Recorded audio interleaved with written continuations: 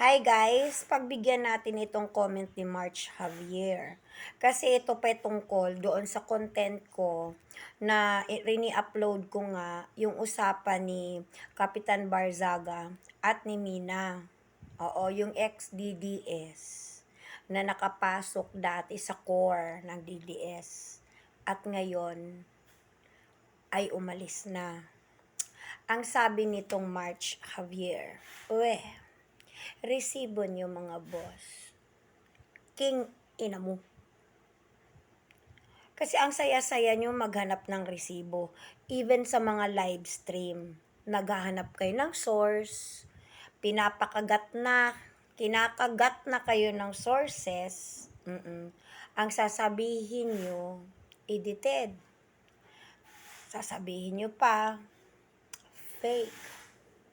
Pero nung naglapag kayo ng AI na si BBM, nanininghot,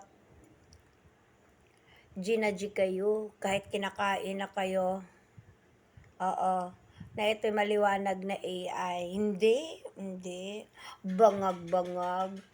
Tataka ko, tawag ng tawag kayong bangag kay BBM, pero kayo naman yung may mga sintomas.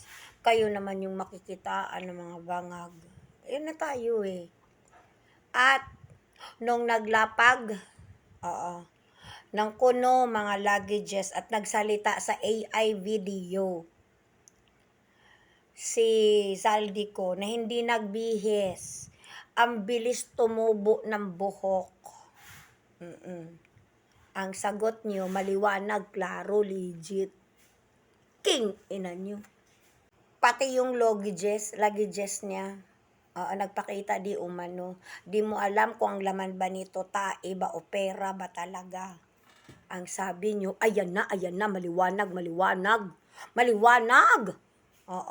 Na ebidensya. Ting ina nyo talaga.